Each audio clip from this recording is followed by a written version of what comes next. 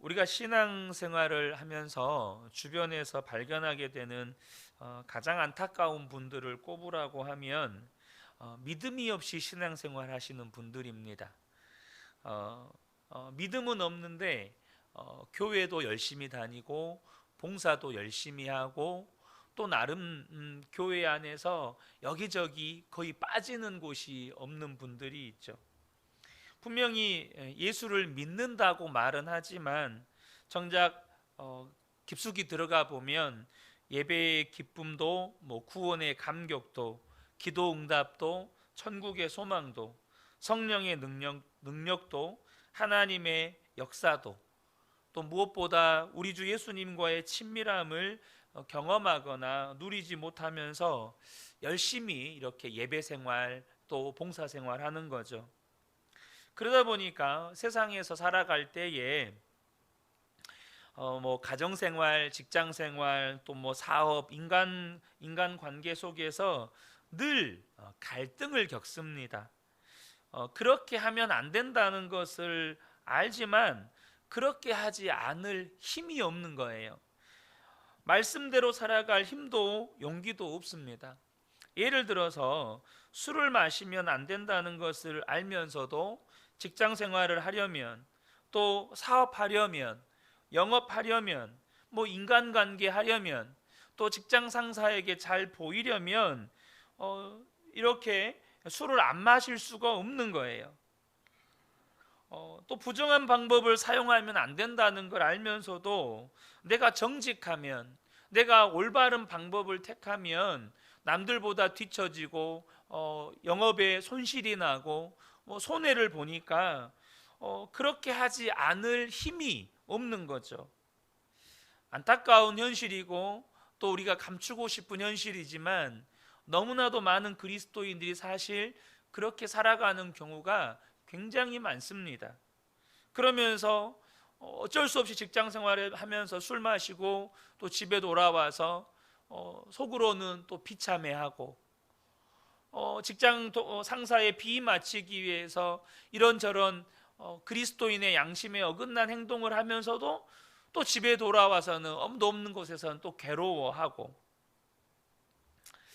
제가 오늘 아침에 분당 우리 교회 이찬수 목사님 설교를 해전 설교를 우연히 이렇게 듣게 되었는데요. 지금의 한국 교회의 상황을 삼투압 현상에 비교하면서 한국 교회가 영적으로 힘이 없으니까 밀도가 다른 이 액체를 중간에 어떤 막을 씌워놓고 이렇게 두면 밀도가 약한 쪽에서 밀도가 강한 쪽에서 밀도가 약한 쪽으로 침투해 들어가잖아요. 그러니까 한국 교회가 영적으로 너무 약하니까 지금 한국 교회가 세상에 영향을 주는 것이 아니고 도리어 세상으로부터 교회가 영향을 받는다는 거예요. 교회가 세상 속에 침투해 들어가서 직장에서 가정에서 인간관계에서 교회가 영향을 줘야 되는데 오히려 세상이 교회로 침투해 들어와 가지고 교회에 세상적인 영향력을 행사하고 있다는 거예요. 여러분, 그런 일들이 도대체 왜 발생할까요? 많은 그리스도인들이 이러한 영적인 힘, 믿음이 없는 이유가 무엇 때문일까요? 신앙생활을 지식으로 하기 때문입니다. 더욱이 지식이 고도로 발달한 현대사회를 살아가는 그리스도인들은 더더욱 신앙생활을 지식으로 할 위험이 그 어느 때보다 높다고 할 수 있습니다. 그러니까 아는 것을 믿음으로 착각한다는 거예요. 내가 알고 있으면, 지식적으로 알고 있으면 내가 믿는다고 착각을 한다는 겁니다. 사도 바울이 아덴 전도를 실패하게 됩니다. 그런데 여러분, 아덴, 지금의 아테네죠. 이 아덴이 어떤 도시입니까? 인문학과 철학이 탄생한 도시라고 해도 과언이 아닙니다. 철학의 본산지이죠. 사도행전 17장 21절을 보면 모든 아덴 사람과 거기서 나그네 된 외국인들이 가장 새로운 것을 말하고 듣는 것 이외에는 달리 시간을 쓰지 않음이더라. 그러니까 아덴 사람들의 특징이 뭐냐면 새로운 것을 말하고 듣는 것, 새로운 것을 추구하면서 뭔가 지적인 깨달음, 지적인 새로운 지식을 알아가는 것을 추구하고 그런 것들로 서로 토론하고 그런 것을 또 듣는 것, 여기 외에는 다른데 아예 시간을 안 쓴다는 거예요. 그만큼 그들은 지적 활동이 왕성했고 그들은 인간의 지성을 최고로 여겼습니다. 그러나 그 지성을 최고로 여기는 그것 때문에 아덴에서는 예수를 믿는 사람들이 거의 없었습니다. 이 사도 바울은 아덴 전도의 실패로 인하여서 큰 영적인 침체에 빠졌다는 것을 이 고린도전서에서 기록하고 있죠. 오늘 본문에는 이 벨릭스 총독에 관한 이야기가 기록이 되어 있는데요, 이 사도행전의 저자인 누가는 벨릭스 총독에 대해서 기록하기를 그가 사도 바울이 전한 도에 대해서 자세히 알고 있는 사람이었다고 말합니다. 그러니까 벨릭스 총독은 복음을 알고 있었다는 거예요. 11절에 보면 벨릭스가 이 도에 관한 것을 11절이 아니고 오늘 본문에 22절입니다. 제가 못하네요. 벨릭스가 이 도에 관한 것을 더 자세히 아는 고로라고 말합니다. 그러니까 벨릭스는 6년 동안 이 총독으로 역임해 왔기 때문에 그리스도에 대해서 익히 들어 알고 있었습니다. 또 헤롯 가문의 출신이었던 아내 드루실라를 통해서 예수 그리스도와 그리스도인에 관한 정보를 많이 접했죠. 무엇보다 오늘 본문에도 나오지만 그의 아내와 함께 사도 바울을 따로 불러서 여러분 이 복음을요 개인 과외로 듣습니다. 복음을 개인 과외로 들어요. 24절에 보면 수일 후에 벨릭스가 그의 아내 유대 여자 드루실라와 함께 와서 바울을 불러 그리스도 예수 믿는 도를 듣거늘. 여러분 사도 바울이 어떤 사람입니까? 복음의 산 증인입니다.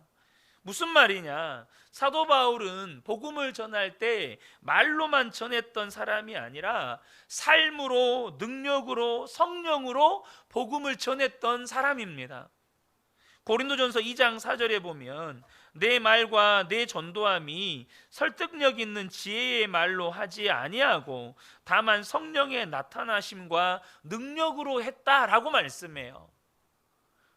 아덴 전도의 실패, 그들과의 이 언변으로서 복음을 전하려고 했던 일에 실패를 겪으면서 사도 바울이 철저하게 결단했던 게 뭐냐면 내가 말로 설득력 있는 지혜의 말로 복음을 전하지 않고 오직 성령의 나타나심과 성령의 능력으로만 복음을 전하겠다. 그래서 사도 바울의 결단이 뭐였습니까?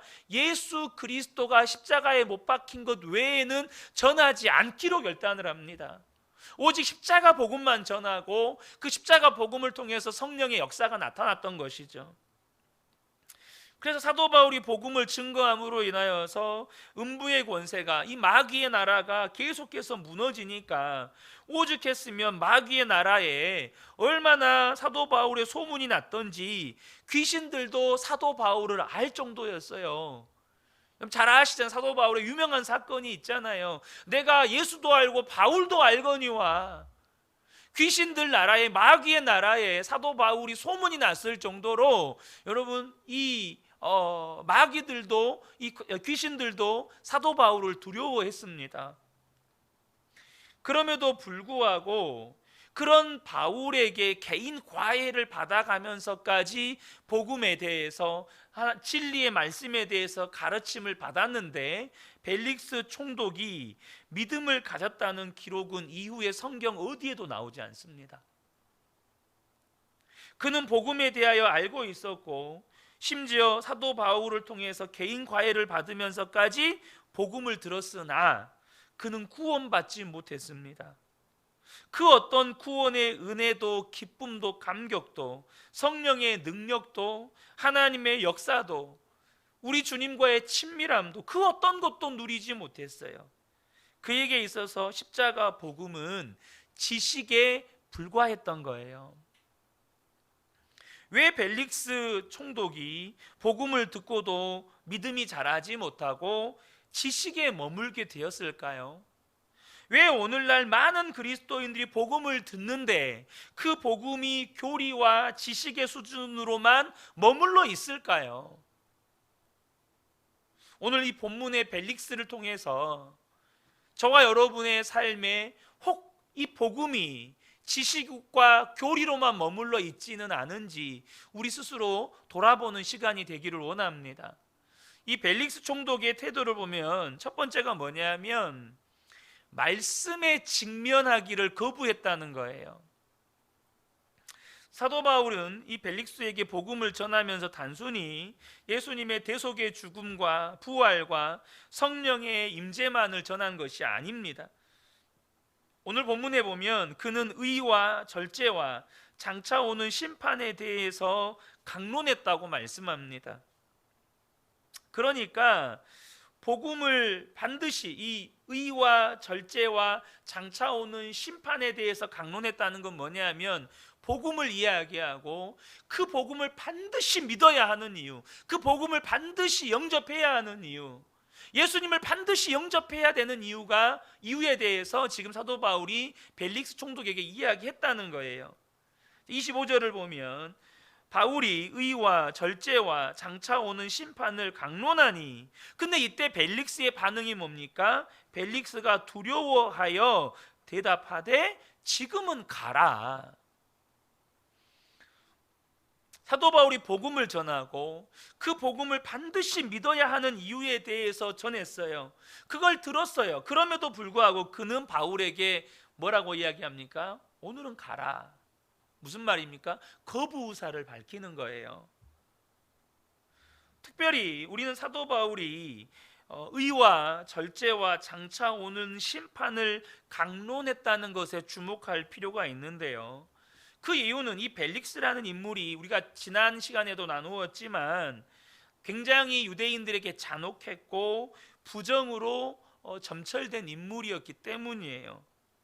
역사 기록에도 따르면 이 드루실라는 벨릭스의 세 번째 아내입니다. 이 벨릭스는 이미 드루실라는 벨릭스와 혼인하기 전에 이미 혼인 상태였어요. 그런데 벨릭스가 그 여자를 빼앗기 위해서 그 전에 있는 이 부부, 그러니까 이 드루실라와 그 전 남편을 굉장히 방해하고 괴롭히고 권력으로 이렇게 압박하고 결국엔 두 사람이 갈라서게 만들어 버린 인물입니다. 그런 그였기 때문에 사도 바울이 지금 뭘 이야기합니까? 의로움을 이야기하고 절제에 대해서 이야기하고, 그는 의롭지 못했어요. 유대인들에게도 의롭지 못했고 그는 굉장히 자기 사리사욕을 추구하는 인물이었습니다. 그리고 절제하지도 못했어요. 자기가 마음에 들면 다른 가정을 파탄내서라도 자기 아내로 빼앗는 거예요. 당시 드루실라가 22살이라고 역사서에는 기록이 됩니다. 그런데 이 의와 절제와 심판에 대해서 강론할 때 마음이 불편한 거예요. 어쩌면 강한 양심의 찔림이 있었을지도 모르겠습니다. 그는 자기 자신이 이런 삶을 살면 결국에는 하나님의 심판을 받을 거라는 생각에 미쳤을 수도 있어요. 그래서 오늘 본문에 보면 사도 바울이 의와 절제와 심판에 대해서 말씀했을 때 두려워했다라고 성경이 말합니다. 그는 두려워했습니다. 내가 이렇게 살면 심판받겠구나. 두려워도 했어요. 그런데 그의 선택이 무엇이었습니까? 지금은 가라였습니다. 두려워하기까지 했어요. 하나님의 말씀 앞에 두려워했다니까요. 그런데 그는 복음을 거부한 것입니다. 분명히 복음을 들었고 마음은 찔림도 받았고 심지어 말씀 앞에 두려움을 느꼈다고까지 성경은 기록하고 있어요. 근데 그의 선택은 뭡니까? 두려우니까 말씀에 자신을 직면하기를 거부하는 겁니다. 말씀 앞에 겸손하고 정직하게 서는 것을 거부하는 겁니다. 말씀은 우리의 죄를 들추어내는 기능을 합니다. 히브리서 4장 12절과 13절을 보면 하나님의 말씀은 살아있고 활력이 있어 좌우의 날선 어떤 검보다도 예리하여 혼과 영과 및 관절과 골수를 찔러 쪼개기까지 하며 또 마음의 생각과 뜻을 판단하나니 지으신 것이 하나도 그 앞에 나타나지 않음이 없고 우리의 결산을 받으실 이의 눈앞에 만물이 벌거벗은 것 같이 드러나느니라. 말씀은 어떤 검보다도 예리해서 우리 안에 죄가 있잖아요. 그 죄를 정확하게 지적하여서 그 죄를 들추어냅니다. 드러나지 않는 마음의 생각과 뜻 가운데서도 죄가 있으면 하나님은 우리의 생각 속에 있는 죄까지도 들추어내세요. 우리의 계획 속에 있는 죄까지도 말씀으로 들추어내십니다. 그리고 성령으로 말미암아 책망하시죠. 요한복음 16장 8절에 그가 와서 죄에 대하여 의에 대하여 심판에 대하여 세상을 책망하시리라. 우리 안에 죄를 품고 있으면 말씀으로 그것을 들추어내시고 성령님은 우리 안에 그 죄에 대해서 그 죄를 품고 있었던 것에 대해서 책망하신다는 거예요. 마음에 고통을 주시기도 하시고 마음에 탄식하는 마음을 주시기도 하시고 마음에 근심하게도 하시고 우리를 책망하신다는 겁니다. 그런데 이때 사람들의 반응이 두 가지로 나뉘어요. 그 말씀 앞에서 겸손하고 정직하게 자신을 말씀 앞에 직면해서 회개하고 돌이키는 이들이 있고 그 말씀을 거부하는 이들이 있습니다. 우리가 그러잖아요. 정말 이게요, 그건 남 이야기예요. 절대 그렇지 않습니다. 저도 아이를 키우다 보니까요, 우리 아이들이 방금 했던 어떤 잘못이 제가 방금 봤어요. 제가 방금 봤어요. 그럼 제가 그것에 대해서 아이에게 야단을 치거나 말하지 않겠습니까? 방금 제가 제 눈으로 보고 그 아이의 행동에 대해서 말을 하는데 이 아이는 순간적으로, 그러니까 야단 맞을 것이 두려워서 혹은 야단 맞는 것이 싫으니까 그 순간 발뺌하는 겁니다. 여러분 그런 경험 있지 않습니까? 뻔히 부모님들이 다 봤어요. 이 아이가 무슨 말을 했고 어떤 행동을 했고 다 알고 있어요. 그래서 그것에 대해서 이야기하는데 발뺌하는 거예요. 아이들만 그럴까요? 빌립보 감옥의 간수가 사도 바울과 실라가 찬양하고 기도한 후에 지진이 나서 옥문이 열리고 이런 것들을 보고 나서 모든 죄수들이 도망간 줄 알았습니다. 그래서 스스로 목숨을 끊으려고 했는데 사도 바울이 말리는 소리를 듣고 뛰어 들어가 보니까 어느 누구도 탈출하지 않은 것을 알게 됐어요. 도무지 이해가 되지 않았습니다. 어떻게 이럴 수가 있나? 그는 이 비정상적인 상황, 여러분 사실 한국은요 굉장히 시민의식이 뛰어납니다. 여러분들 뭐 유튜브나 이런 데서 그런 영상 보셨는지 모르겠어요. 지하철에 누가 물건을 놔두고 가요.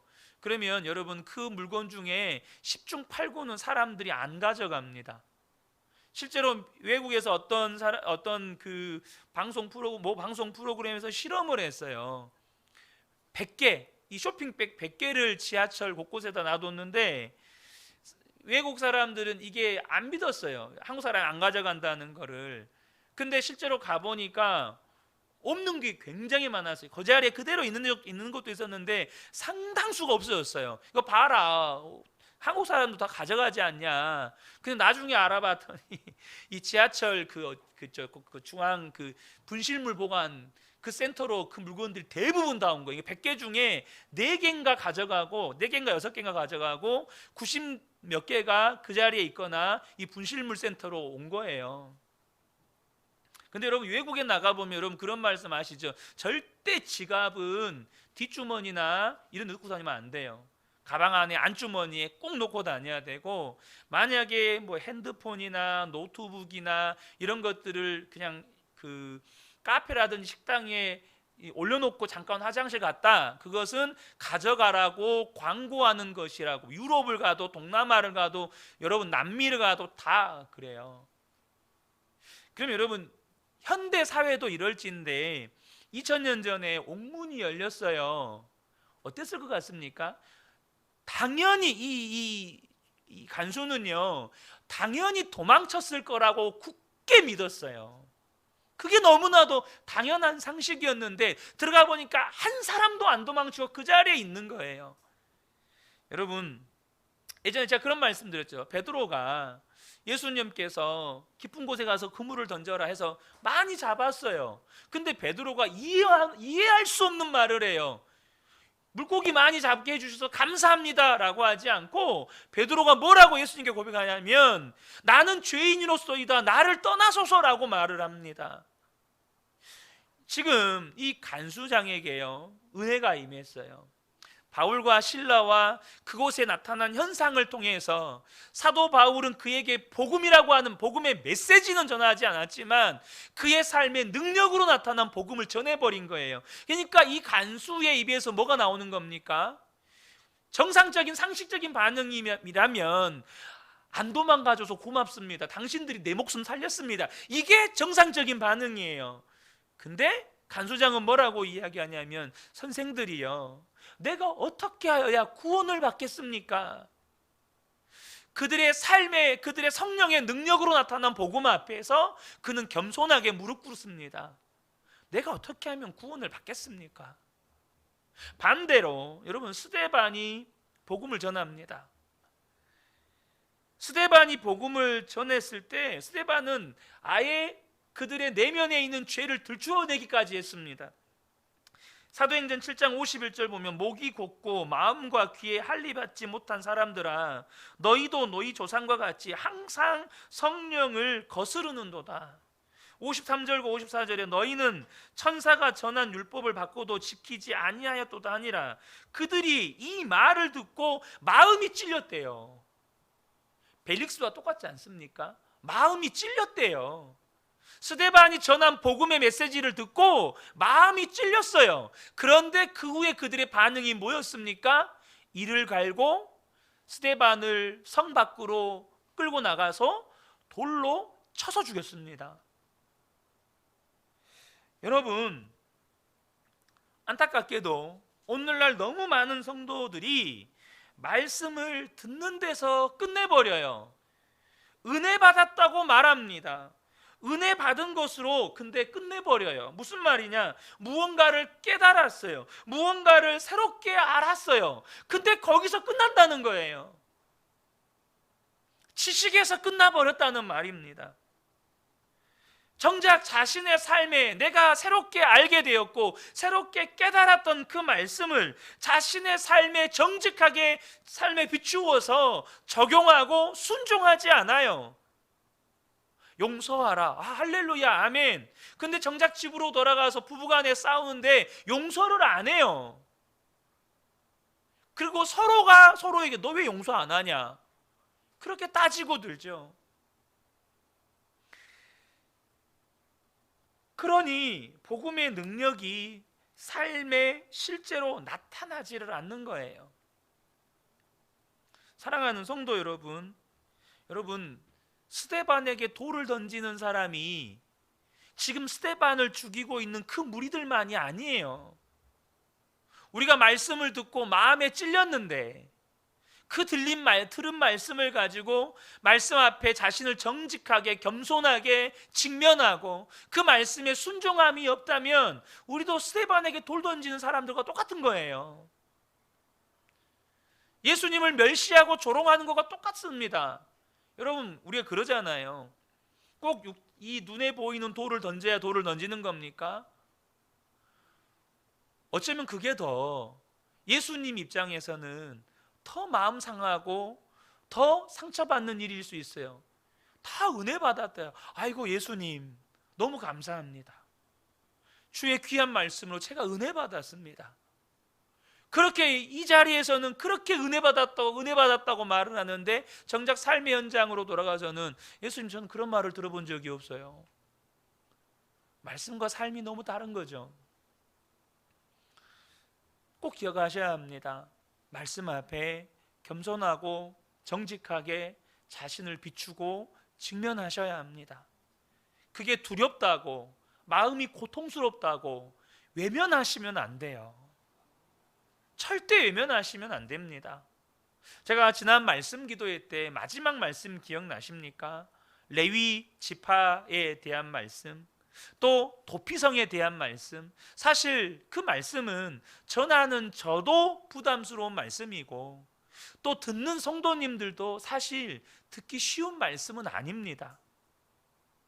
쉬운 말씀은 아니에요. 그러나 사랑하는 성도 여러분, 저와 여러분이 말씀 앞에 정직하고 겸손하게 직면하셔야 합니다. 그래야 저와 여러분이 살아요. 두 번째, 이 복음이 교리와 지식에 머무는 이유는 뭐냐면 분주함 때문입니다. 분주함. 25절 하반절에 보면 이제 복음을 들었는데 두려워서 가래요. 그리고 나서 뭐라고 말하냐면 지금은 가라. 내가 틈이 있으면 너를 부르리라. 틈이 있으면 부르겠대요. 펠릭스가 복음을 거부하면서 사도 바울에게 한 말, 그것이 우리에게 주는 강력한 메시지가 있어요. 내가 틈이 있으면, 내가 시간이 있으면 널 부르겠다. 이 말을 현대식으로 바꾸어서 표현하면요, 저는 지금 회사를 경영하고 있어서 할 일이 너무 많아요. 또 이 우리 회사와 관련된 관계자들을, 또 바이어들을 거의 매일 만나야 되니까 도무지 시간이 나지 않으면 너무 바빠요. 제가 예수님에 대해서 관심을 갖고 고민할 여유가 저한테는 없습니다. 나중에 사업이 어느 정도 안정이 되면, 지금 하고 있는 일이 어느 정도 마무리되면 그때부터 제가 교회 다니면서 신앙생활 하겠습니다. 제가 이 정도 사회적인 지위에 오르고 나면, 제가 이 정도 좀 돈의 어떤 수익을 남기고 좀 이렇게 좀 돈을 좀 벌고 나면 제가 그때부터 교회 다닐게요. 이건 믿지 않는 사람들의 이야기죠. 그러면 믿는 사람들에게 한번 적용을 그대로 해볼게요. 성도들에게, 제가 요즘 회사 일이 너무 바빠요. 집안일이 너무 바쁩니다. 그래서 기도할 시간이 없어요. 성경 읽을 시간도 부족합니다. 주일 예배 드리는 것도 제가 겨우 드립니다. 나중에 시간적인 여유가 생기면, 지금 이렇게 급한 일들 좀 마무리되면 그때부터 제가 성경도 보고 매일매일 기도도 하고 제자 훈련도 하고 그렇게 할게요. 교회 봉사도 하고. 그런 말입니다. 여러분, 저와 여러분이 마귀의 계략을 분명하게 아셔야 될 게 있어요. 여러분, 마귀는요, 우리 성도들을 어떤 방법으로 넘어뜨릴까요? 물론 마귀가 가장 첫 번째로 우리 성도님들을 넘어뜨리는 방법은 죄의 유혹입니다. 죄의 유혹으로 우리 성도님들을 넘어뜨려요. 어느 누구 예외가 없습니다. 그런데요, 죄의 유혹 못지않게 이 현대 사회를 살아가는 그리스도인들을 넘어지게 하는 방법이 뭔지, 마귀의 계략이 뭔지 아십니까? 그게 바로 분주함입니다. 그 분주하게 만들어서, 분주함을 통해서 주님을 바라보지 못하도록, 주님 앞에 나아오지 못하도록, 주님과 친밀한 관계를 맺지 못하도록 만들어 버린다는 거예요.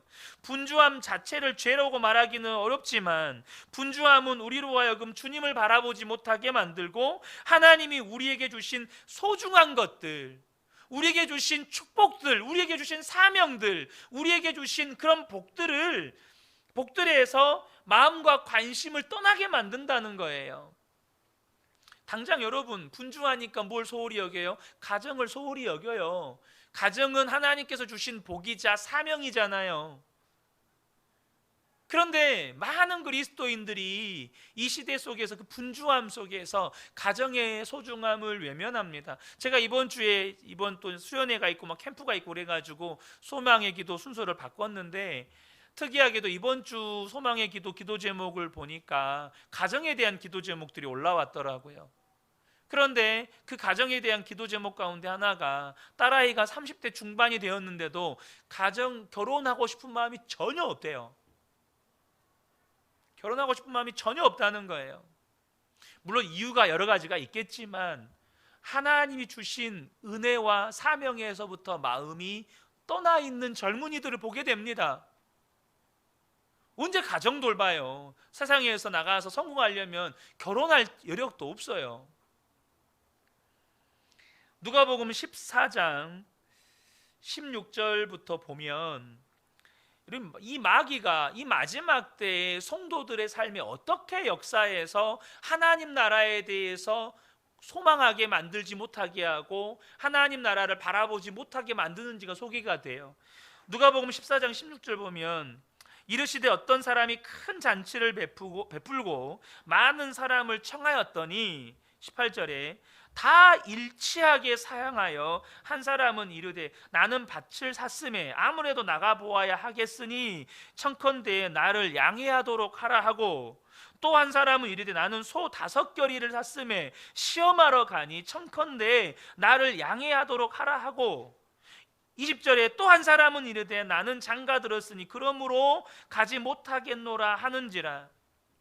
여러분, 마지막 때 이 노아의 때와 비교하면서 다른 성경에 보면 사람들이 시집가고 장가가고 뭐 집 사고 이것 때문에 이 세상이 전부인 것처럼 이 세상에서 안주하고 누리는 것에 정신 팔려서 하나님 나라 주님 다시 오실 날을 준비하지 못한다고 기록하고 있는데, 이 누가복음을 보면, 여러분 사도행전도 누가가 기록했잖아요. 근데 이 누가복음을 보면 이 마지막 때에 이 사람들이 하나님 나라를 사모하지 못하는 그 원인에 대해서 조금 다른 각도로 기록해 놓고 있어요. 그게 뭐냐면 밭을 샀어요. 뭐 해야 돼요? 이제 가서 밭일 해야 돼요. 밭일. 밭을 사가지고 열심히 밭일 해야 되는 거예요. 소를 5겨리를 샀어요. 그래서 청컨대 이 5겨리 가지고 밭 시험해 봐야 돼요. 이 5겨리 소를 가지고 쟁기질을 잘 할 수 있는지, 밭은 잘 갈 수 있는지, 또 이 소들은 다 튼튼한지 시험해 봐야 돼요. 또 장가 들었으니 여기서 뭐죠? 결혼했어요. 집도 장만해야 되고 애도 낳아야 되고 자녀 교육도 시켜야 되고 그 자녀들 대학도 보내야 되고 또 결혼도 시켜야 돼요. 뭘 말하는 겁니까? 이 땅에서 이 일 저 일 수많은 일들을 해야 되니까 너무너무 분주하니까 하나님 나라는 꿈도 못 꾸는 거예요. 하나님 나라는 생각도 못 하는 거예요.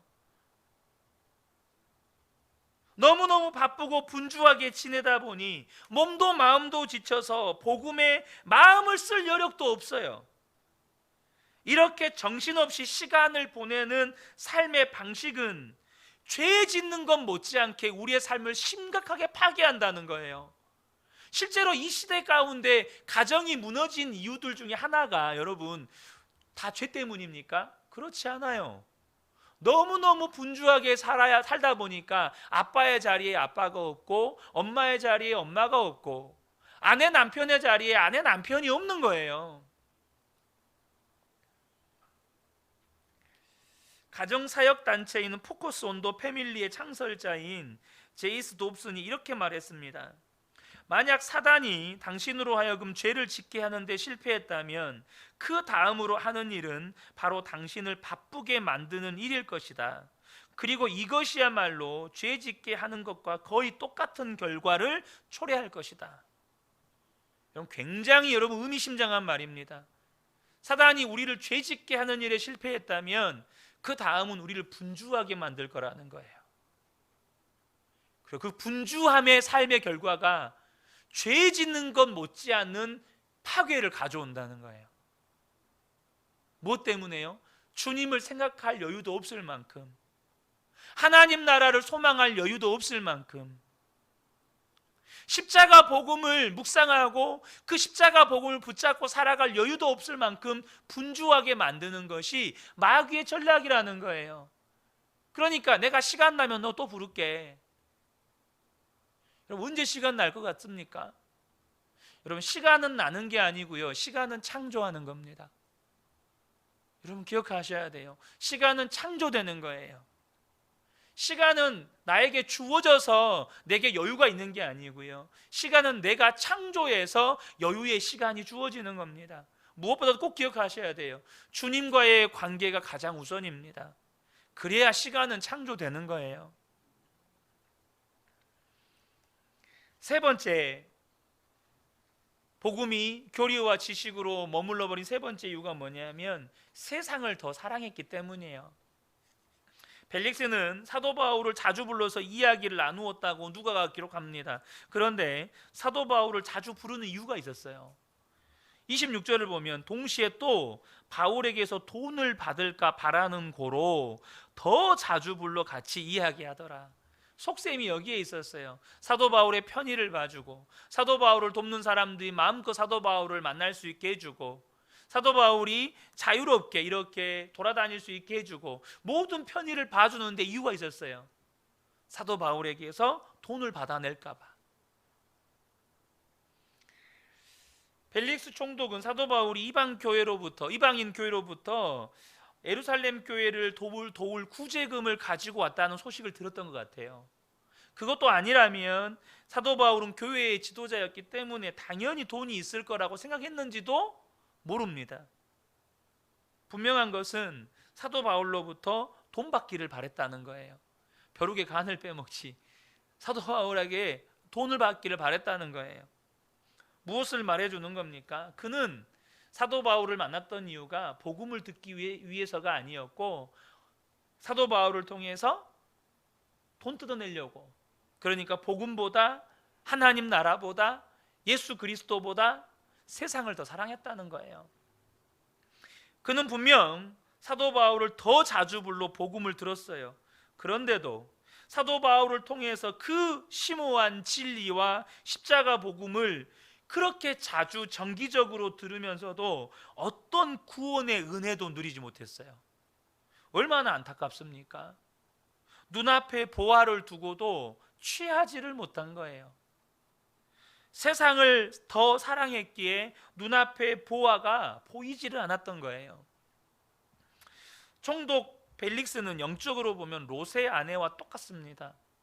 하나님 롯과 그의 가정을 구원하기 위해서 모든 걸 하셨습니다. 이미 천사를 보내셔서 경고해 주셨고, 그래도 롯이 뜸을 들이자 천사를 통해서 롯을 재촉하셨고, 그래도 지체하니까 롯과 아내와 두 딸의 손을 잡아서 성 밖으로 이끌어 주기까지 했습니다. 그래서 성경은 하나님께서 그들에게 자비하심을 더하셨더라라고 말씀을 해요.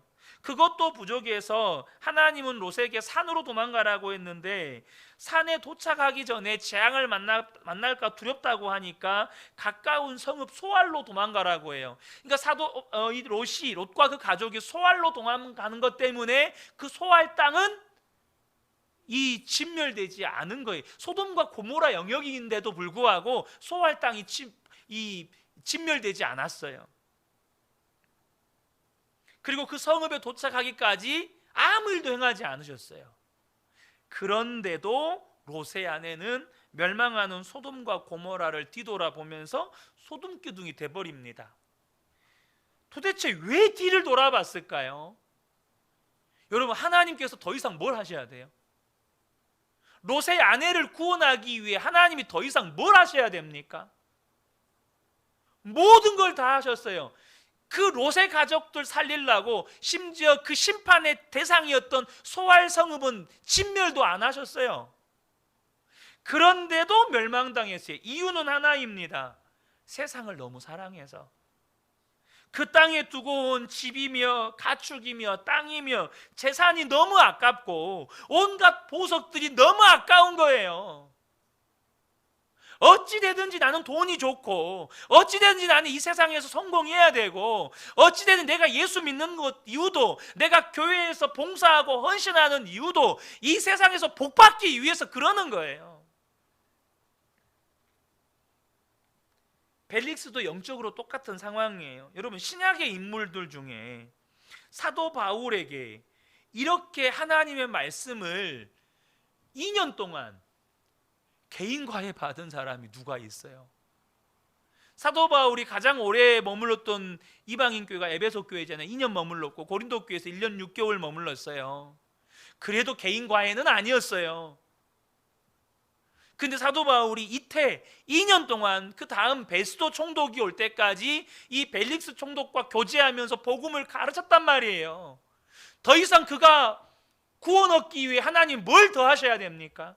2년 동안 교제하면서 복음을 가르쳤는데 그는 어찌됐든지 바울을 통해서 돈만 좀 더 얻어냈으면, 사도 바울이 로마 시민권자니까 아버지 집에는 돈이 많지 않을까? 내가 이 사람 붙잡고 있다고 아버지한테 소식 들어가면 아버지가 돈 한 보따리 들고 가지고 오지 않을까?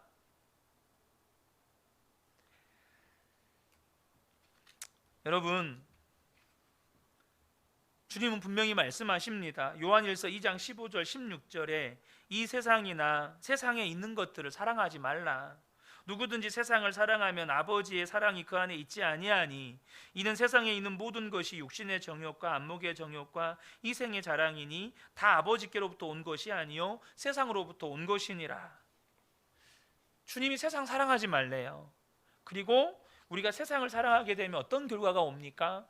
고린도후서 4장 4절에 그 중에 이 세상의 신이 믿지 아니하는 자들의 마음을 혼미하게 하여 그리스도의 영광의 복음의 광채가 비치지 못하게 함이니, 세상을 사랑하면 세상 신에 의해서 마음이 혼미하게 되어져서 그리스도의 복음의 영광의 광채를 보지 못하게 된다는 거예요.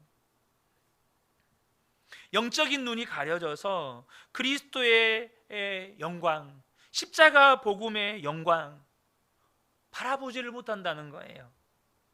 저와 여러분이 분명히 이제 아셔야 합니다. 우리가 이 세상과 세상에 속한 것들을 사랑하면 사랑할수록 우리의 믿음의 눈이 가려지는 거예요. 그리고 그 가려짐의 결과가 뭡니까? 누가복음 17장 27절에 보면 노아가 방주에 들어가던 날까지 사람들이 먹고 마시고 장가들고 시집가더니 홍수가 나서 그들을 다 멸망시켰으며, 재미있는 사실은 홍수가 날 때까지 그들의 눈이 가려져 있다는 사실입니다. 예수님이 다시 오시는 그 직전까지 그들의 눈이 가려진다는 거예요. 이게 무서운 말씀입니다. 여러분, 복음은 생명입니다. 그래서 복음을 믿으면 구원의 능력이 되는 거예요. 생명이 내 안에 들어오니까 여러분, 내 안에서 구원의 능력이 나타나는 겁니다. 지식이 들어와서 능력이 나타나는 게 아니에요. 생명이 들어오니까 능력이 나타나는 겁니다. 생명이 들어오니까 내가 새로운 생명으로 바뀌는 겁니다. 그런데 여전히 복음을 듣고도 구원의 능력을 경험하지 못하는 성도들이 많습니다. 복음을 듣고도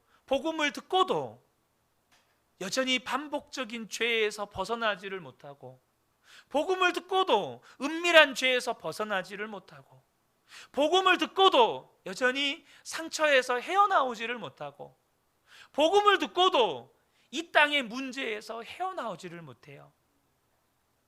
왜 그렇습니까? 복음이 지식에 머물러 있기 때문입니다. 그래서 예수를 믿는다고 말하지만 구원의 능력도, 구원의 감격도, 예배의 기쁨도, 기도 응답도, 성령의 능력도, 하나님의 역사도, 주님과의 친밀함 다 생소한 단어들이에요. 어디서부터 문제입니까? 말씀에 직면하기를 거부하는 거예요. 분주함으로 마음의 관심이 복음으로부터 멀어져 있는 거예요. 세상을 더 사랑해서 눈이 가려져서 복음의 영광을 못 보는 거예요. 여러분, 우리는 너무 쉬워요. 이게 복잡할 게 없어요. 여러분, 10,000원, 100만 원 뭐 선택하실래요? 아무거나 선택하면 준대요. 두말할 것 없이 100만 원이죠. 이 쉬운 거를, 너무 간단하잖아요. 영원한 하나님 나라가 임하면 끝나버릴 이 세상, 그럼 뭐 선택해야 됩니까? 너무나도 분명한 거예요. 그런데도 그게 안 보여요. 그게 안 보이는 거예요. 사랑하는 성도 여러분, 이제 저와 여러분이 점검하셔야 됩니다. 정말로 말씀 앞에 겸손하고 정직하게 여러분 자신을 직면하셔야 합니다. 말씀이 들추어낸 여러분의 실체를 여러분 겸손하고 정직하게 인정하시고 직면하셔야 돼요. 도망치시면 안 돼요. 두렵다고, 그것 때문에 고통스럽다고, 이 벨릭스 총독처럼 그만 가라, 이렇게 도망가시면 안 돼요. 그리고 아무리 여러분의 삶에 분주함이 있으면 여러분 그 분주함 속에 잠깐 멈추셔야 돼요. 그리고 주님 바라보셔야 됩니다. 언제까지요? 분주함이 정리될 때까지. 분주함이 사라지고 여러분의 삶에 영적인 질서가 잡힐 때까지. 그리고 지금 세상을 향해서 우리 주님과 세상 사이에서 난 어떤 마음을 가지고 있는가, 여러분 보셔야 돼요. 혹여라도 여러분의 마음이 세상에 기울어져 있다면 그건 심각한 겁니다. 빨간불이에요, 빨간불. 여러분의 마음은 그냥 주님께 있어야 돼요. 주님께 기울어진 정도가 아니라 그냥 오직 주님께 있어야 돼요. 그래야 모든 걸 더 하시는 거예요.